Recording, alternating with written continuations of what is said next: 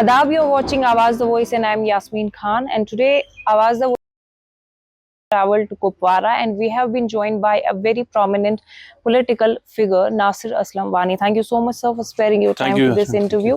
So, I would like to begin with that you, in NC's rule, you have served as MOS for tourism, planning, and a lot of other assignments. But in this interview, we basically do the profiling of the political person because we just want to tell the people like why exactly they should put in their faith in the candidate. So, starting with your initial years, how was it like when you started your career with the youth wing of NC? How was it like to perform in the political scenario, especially during the insurgency? See, you're very right. It was not easy. Those days, it was not easy joining politics. And also, for us, we were all new. And even our families were quite worried that we are working in a political setup. That time, going around, talking to people, even conducting a proper jalsa was so difficult.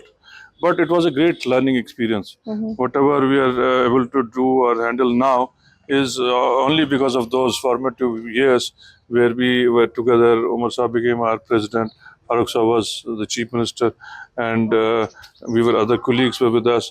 We used to go to all nooks and corners of the state, and that was the time when we got to interact with different kinds of people. We got to see different terrains. We got to understand the nuances of politics. We also got to understand the ground realities and the requirements of people, their expectations. All this, those were really learning years. Yeah.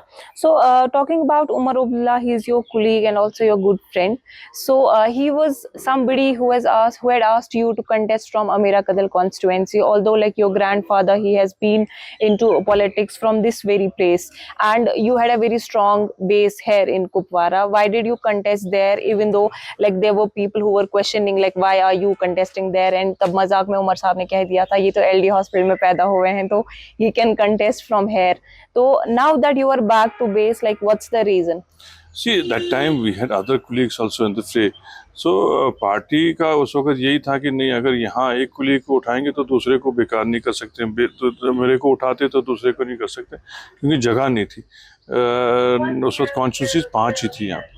But God was kind, मुझे यहाँ से जब श्रीनगर लिया गया तो मैंने वहाँ election लड़ के जीता, और उसी वजह से मैं उस वक्त गवर्नमेंट में भी आ सका, मिनिस्टर बन सका। आज जब ये डिलिमिटेशन हुई और एक seat, that's the only silver lining I see in that entire delimitation, that one seat was created in Kupwara district, and I got a chance to come back to my roots, and this has been my passion to serve people of Kupwara more than anything else. Yeah, I've heard that your rallies are quite full of energy. So today we are going to experience your rally firsthand. So let's just tour around and see like what all is. Most welcome. Come.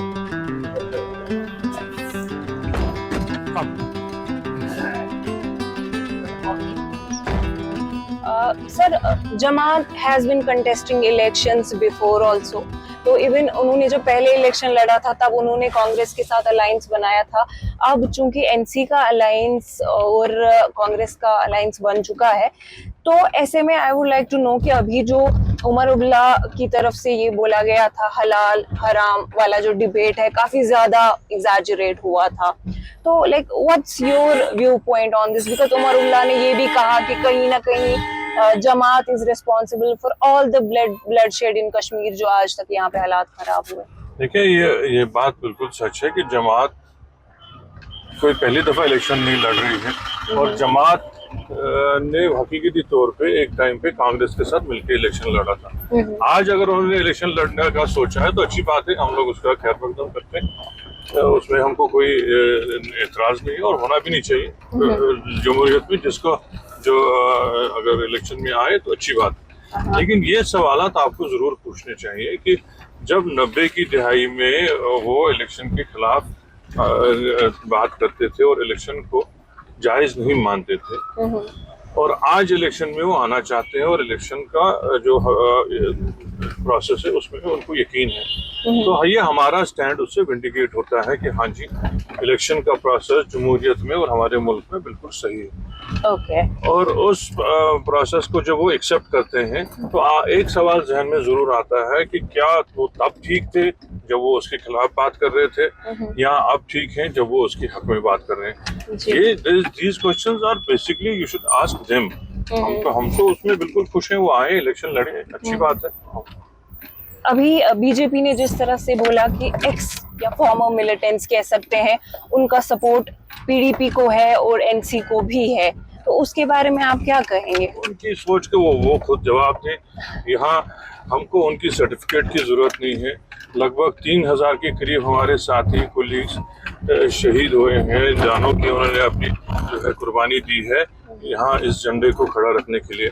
और ये मैं ये कहने से नहीं होगा, ये एक बाज़ाब्ता हकीकत है। और आज हमसे अगर देशभक्त होने का और नेशनलिस्ट होने की सर्टिफिकेट हमको बीजेपी से लेनी पड़ी तो ये बड़े ये अजीब सी बात लगती है। और ये बड़ा एक जो है हमको भी इससे दुख होता है कि इतना कुछ करने के बाद भी अब वो लोग हम पे सवाल उठाते हैं, और जो तब थे ही नहीं, वो इस पॉलिटिकल जो है माहौल में यहाँ कहीं मौजूद ही नहीं थे तब, जब यहाँ मुश्किल दौर था। जैसे आपने शुरू में भी सवाल पूछा, जब यहाँ सियासत करना, अपने मुल्क का झंडा उठाना, अपने मुल्क की बात करना, अपने मुल्क के आइन की बात करना, तो जुर्म के बारे में लगभग माना जाता था।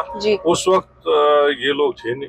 आज ये बड़ी बड़ी बात करते हैं तो उसमें क्या कहें। सही सर, कांग्रेस की अगर हम बात करें, देखिए अगर एक तरह से हम एनसी देखें तो एनसी एक छोटी पार्टी है बिकॉज रीजनल पार्टी है, तो we have Jammu Kashmir and Ladakh. अब कांग्रेस जो है पूरे कंट्री में फैला हुआ है, तो ऐसे में आपको क्यों लगता है कि जो आपने अलायंस उनके साथ किया and they will support you in the restoration of article, because अपने नेशनल इंटरेस्ट को तो कांग्रेस खराब नहीं करेगी ना, for the sake of restoration of article 370, and also the point that they have not talked about it in any of their press briefings. आपने अगर देखा होगा हमारा मंशूर जब इशू हुआ, हमने जब अपना मंशूर लोगों के पास लाया तो उसकी बड़ी सराहना हुई और उसमें ये सब चीजें दर्ज हैं। और वो मंशूर जब हमने इशू किया उसके बाद अलायंस की बातचीत हुई। अगर उनको उसमें किसी भी जगह पे एतराज होता तो आज हम अलायंस में बैठे नहीं होते। सर अभी जब पीएजीडी बना था, इवन उसके बाद जो डीडीसी वाले इलेक्शन भी हो गए थे, उसमें पीडीपी और एनसी ने साथ में इलेक्शन लड़े काफी अच्छे तरीके से, जिनको जो सीटें मिली, तो but it was quite okay with everybody. But इस पॉइंट पे जब असेंबली इलेक्शन हुआ और आपने कांग्रेस के साथ टाई अप किया, क्या पीडीपी को भी एनसी ने अप्रोच किया था अलायंस के लिए? नहीं, ये तो जब पार्लियामेंट इलेक्शन लड़ा तभी क्लियर हो गया था, क्योंकि बात ये थी कि जब हमको इंडिया अलायंस ने यहाँ 3 सीटें लड़ने के लिए, जो हमारी हम सिटिंग एमपी थे वो सीटें हमने लड़ी और जम्मू में कांग्रेस ने लड़ा, उस वक्त पीडीपी ने they chose to fight against the alliance. और जब उस वक्त वो अलायंस के साथ नहीं चले तो आज तो चलने का कोई सवाल ही पैदा नहीं होता। ओके, तो कुपवारा के लोगों के लिए what's in your bucket list apart from बिजली, सड़क एंड पानी? See, basically Kupwara has to come up as a developed district. अभी भी आप बात देख रहे थे, इस डिस्ट्रिक्ट को अभी 4 लेन के साथ नहीं जोड़ा गया है।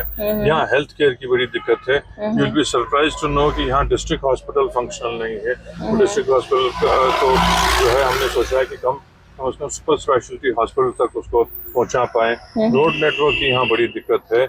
हमें यहाँ मदर एंड चाइल्ड हॉस्पिटल नहीं है। हमारे पास यहाँ एजुकेशन का पूरा निज़ाम नहीं है, क्योंकि जो नॉर्थ कैंपस यहाँ खुला है उसमें सिर्फ 3 सब्जेक्ट पढ़ाए जाते हैं। इसी तरह यहाँ बच्चों की स्पोर्ट्स की कोई एक्टिविटी नहीं है। यहाँ टूरिज्म के हवाले से अभी उतना कोई फ्लो नहीं है। इतनी खूबसूरत जगह होने के बावजूद अभी यहाँ टूरिज्म का स्प्रेड नहीं है, लोग आते नहीं है उस तादाद में जिस तादाद में आने चाहिए। कुछ जगह तो यहाँ गुलमर्ग और पहलगाम से भी खूबसूरत है। हम चाहते हैं कि यहाँ की टूरिज्म डेवलपमेंट अथॉरिटी फंक्शनल बने और यहाँ टूरिज्म का जो है फ्लो हो और उसका फायदा यहाँ के लोग ले सकें। यहाँ के नौजवान उसमें अपना रोजगार कमा सके। जी, तो sir somehow do you believe कि आर्टिकल 370 के हटने के बाद जो बॉर्डर टूरिज्म है उस पे काफी वर्क किया गया है एलजी एडमिनिस्ट्रेशन की तरफ से, so would you like to credit them for this work? Because Tithwal की अगर हम बात करें, करना की बात करें, टूरिज्म के लिए खोल दिया गया, इनिशियली बड़ा मुश्किल होता था। वो कहाँ बंद था, वो कहाँ बंद था, बट टूरिस्ट लेकिन आते नहीं थे तब, क्योंकि आप देखिए, आप आज के माहौल की बात कर रहे हैं, टूरिज्म का जो यहाँ जो फ्लो रहा, अगर आप देखें, हमारी सरकार में भी 2012 में रिकॉर्ड नंबर ऑफ टूरिस्ट आए। हम लोगों ने, मैं भी टूरिज्म का वहाँ डिपार्टमेंट देख रहा था, तो हमने जगह जगह जाके टूरिज्म प्रमोशन की और लोगों की कॉन्फिडेंस बिल्डिंग की। उससे यहाँ लोग आना शुरू हो गए, और यहाँ की जो खूबसूरती और यहाँ का जो अपना एक यूएसपी है, यहाँ टूरिस्ट वैसे ही आएंगे only if you give them proper facility, proper infrastructure. जहाँ जहाँ वो क्रिएट हो जाता है वहाँ टूरिस्ट जरूर आएगा। इसमें इनको इतनी सराहना देना, तो वो तो अपनी पीठ हर बात पे थपथपाते हैं, तो उसमें मैं उनको क्या कितना क्रेडिट दूं, वो तो खुद ही अपना क्रेडिट लेते हैं। हाँ, तो सर अब लोग जो आपको इस टाइम देख रहे हैं, आपके कॉन्स्टिट्यूएंसी के लोग, उनके लिए क्या मैसेज रहेगा? बस यही रहेगा कि आप हम पे एतमाद कीजिए, हमें वोट दीजिए, हम आपको कभी मायूस नहीं करेंगे और आपके वोट का हक पूरा अदा करेंगे। इस कुपवारा जिले को, खासकर कुपवारा कॉन्स्टिट्यूंसी को हम मिलकर एक मॉडल कॉन्स्टिट्यूंसी बनाएंगे, न सिर्फ जम्मू कश्मीर में बल्कि पूरे मुल्क। Okay, thank you so much sir for sparing your time. Thank you so much, thank you so much.